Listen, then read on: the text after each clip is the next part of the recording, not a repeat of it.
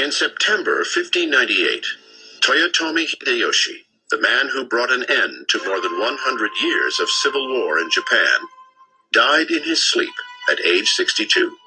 He had hoped to pass on his ruling position to his 5-year-old son, trusting that his top aides would shelter the boy until he came of age. It was not to be. Hideyoshi's right-hand man, Tokugawa Ieyasu, wanted the power for himself.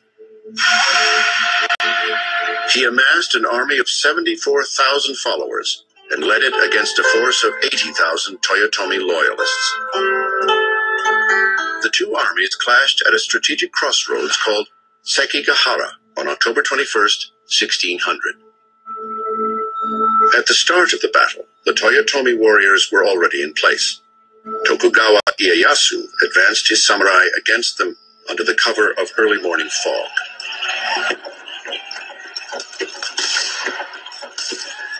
As opposing groups of warriors blundered into one another, skirmishing broke out along the lines.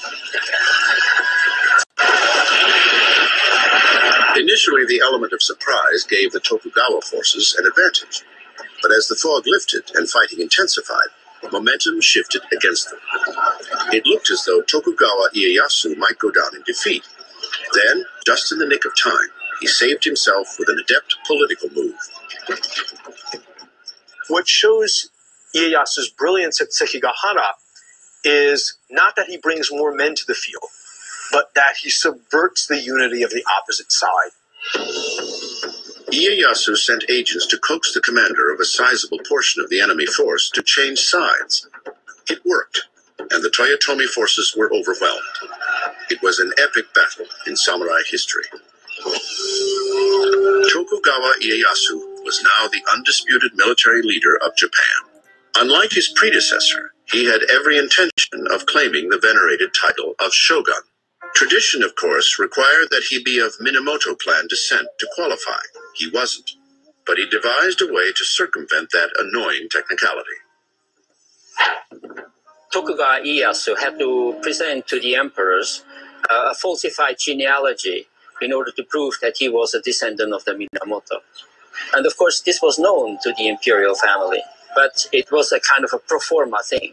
And so once a fairly convincing document was presented to them, they could close an eye on whether it was absolutely historically accurate. Ieyasu assumed the office of shogun with great fanfare in 1603. He set up his shogunate, his military government, in Edo, modern-day Tokyo, and peace soon settled over the land. It was a peace Ieyasu would enforce with an iron fist. A key to this enforcement amounted to a sort of formalized system of hostage-taking, a practice long in use by powerful daimyo to help maintain domestic tranquility, to clandestinely join together, muster armies, and rise in revolt. Eventually, the new shogun even all but sealed Japan's borders to keep out rebellious influences from abroad. Most Japanese could not travel to other countries, and only a few select foreigners could visit Japan or establish trading posts on the islands.